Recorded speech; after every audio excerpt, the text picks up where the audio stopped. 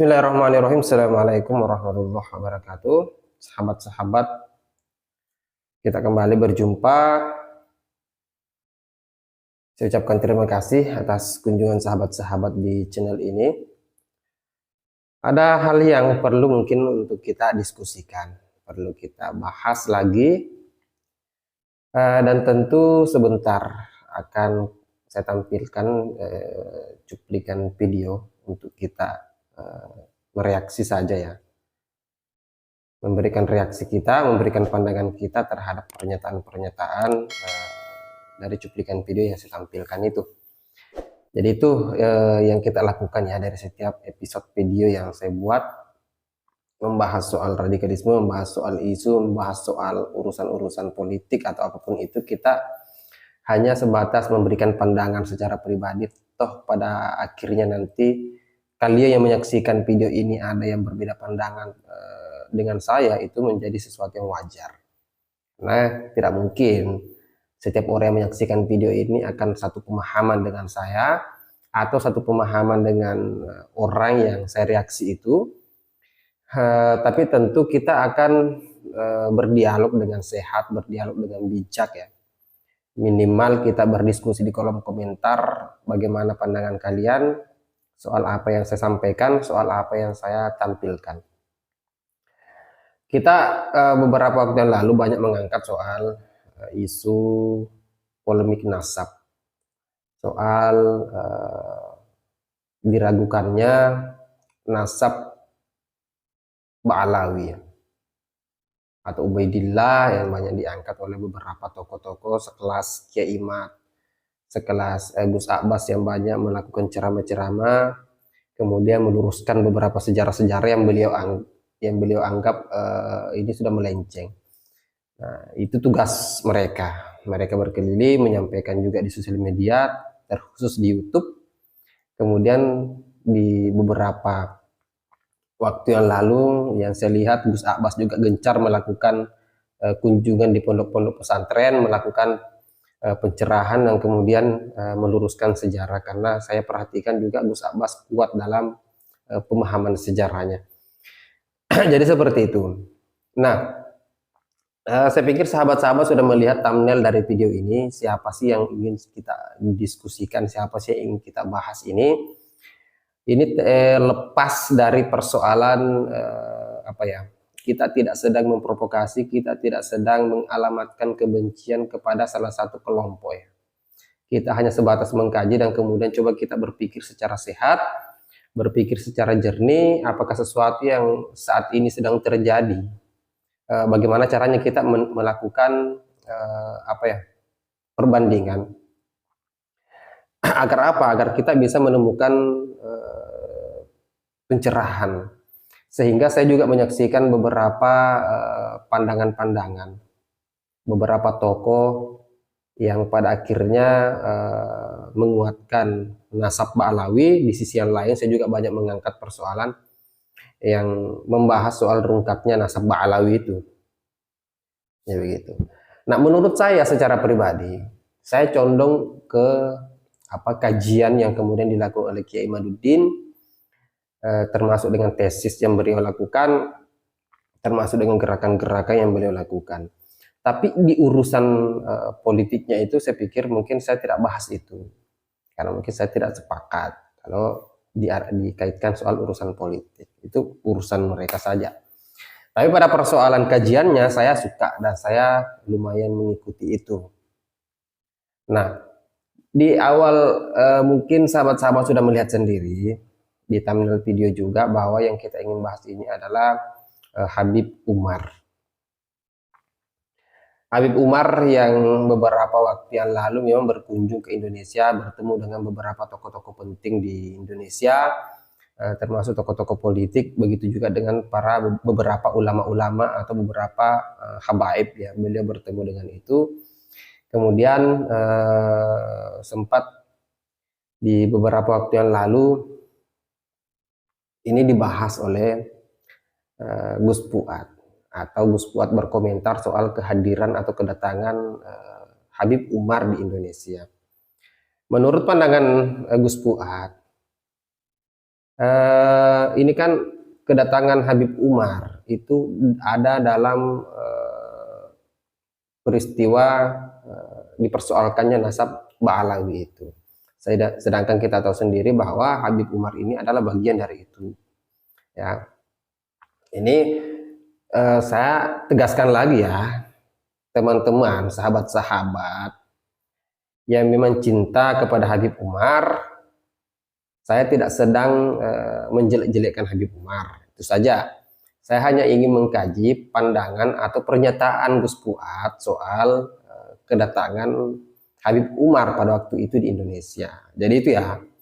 Jadi kita tidak sedang menceritakan soal kejelekan atau mengalamatkan kejengkelan ke Habib Umar, tidak seperti itu.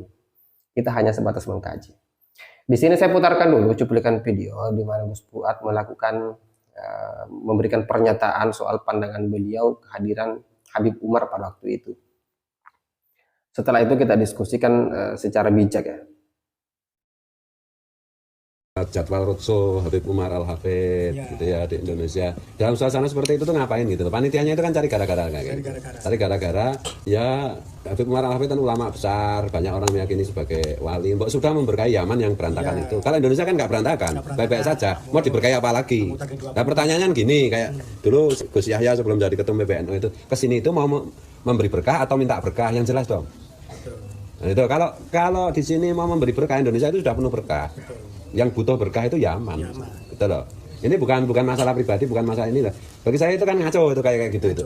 Dalam suasana seperti ini, apa tidak memperuncing persoalan? Apa tidak menaikkan tensi? Lebih banyak keliling Yaman lah, nasihati pihak-pihak yang bertikai, ya kan? Iya, kalau memang. Jadi gitu. Kalau memang waliullah, ya kan karomah, doakan Yaman biar makmur kan itu kan. Karena Indonesia nggak ada geger, nggak ada apa-apa, baik-baik saja semuanya. Ngapain juga mau ke sini gitu. Ini bukan masalah loh, bukan masalah pribadi loh. Ini masalah masuk akal atau tidak masuk akal aja. Nah, itu tadi sahabat-sahabat sekalian yang disampaikan oleh Gus Fuad. Beliau mengatakan bahwa panitia yang melakukan atau melaksanakan roadshow Habib Umar di Indonesia pada waktu itu cari gara-gara. Ya, mungkin dimaksud oleh Gus Fuad ini cari gara-gara karena kita ini sedang berada pada posisi berhadap-hadapan atau mempersoalkan atau mempertanyakan kemurnian nasab klan Ba'alawi. Tiba-tiba ada orang-orang tertentu yang kemudian melaksanakan jadwal roadshow-nya Habib Umar di Indonesia. Hanya ada pernyataan Gus Fuad mengatakan bahwa ini cari gara-gara. Mungkin itu ya. Ini pandangan saya secara pribadi.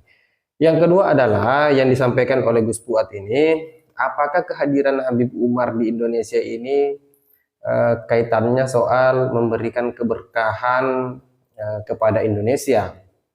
Nah, sedangkan menurut Gus Fuad bahwa Indonesia ini dalam keadaan baik-baik saja. Justru ini pandangan Gus Fuad ya yang saya reaksi saja.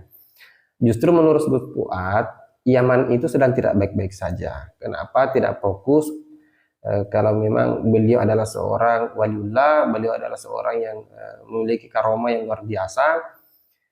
Kenapa tidak memberikan keberkahan luar biasa itu kepada Yaman dengan kondisi hari ini yang tidak baik-baik saja secara konteks negara mungkin ya. Itu adalah pandangan Gus Fuad. Nah, kalau saya secara pribadi terus terang setelah mengetahui kehadiran Habib Umar itu, di sisi yang lain saya merasa senang ya didatangi oleh Habib Umar. Saya juga salah satu orang yang sering melihat dan menyaksikan Habib Umar ini. Terlepas dari nasab Ba'alawi yang kemudian dibahas oleh Kiai Maduddin, itu lepas dari itu. Jadi saya lebih melihat kepada akhlaknya, saya lebih melihat kepada karakternya seorang Habib Umar itu. Dan saya anggap bahwa beliau bukan orang yang datang kemudian memberikan provokasi. Jadi menurut saya secara pribadi ya tidak masalah. Nah, sekarang pertanyaannya adalah apakah pantas Gus Fuad mengatakan itu? Nah, itu saja pertanyaannya, silakan dijawab di kolom komentar. Jadi itu. Jadi posisi saya sebenarnya bukan dalam hal membenci ya. Ngapain benci sama habaib kan begitu. Itu bukan perilaku yang baik. Kenapa? Karena mereka juga adalah manusia. Terlepas dari beberapa oknum-oknum tertentu dari mereka yang memang saya secara pribadi tidak suka secara secara pandangan pemikiran dan lain sebagainya, gerakan seperti Bahar Smith, seperti Habib Rizik, Habib Taufik, Raihan, dan beberapa ya, Taufik. Secara gerakan saya tidak suka, itu saja. Jadi saya mengutip lagi pernyataan Gus Miftah yang mengatakan bahwa kalau kita tidak suka pemikiran seseorang, ya minimal kita tidak benci pribadinya, karena itu tidak baik. Kalau persoalan kita tidak suka gerakannya, pikirannya, cara bicaranya, ya cukup itu yang kita tidak suka dan tidak perlu kita ikuti. Nah, posisi yang lain ya jangan kita benci pribadinya, itu secara personal ya. Jadi seperti itu. Nah, sehingga kenapa video ini saya angkat, ini lebih kepada bagaimana sih kita bijak dalam memperlakukan seseorang, bukan kaitannya membenci, tapi lebih kepada memberikan pandangan kita jika memang ada hal-hal yang kita anggap keliru secara gerakan, secara pemikiran.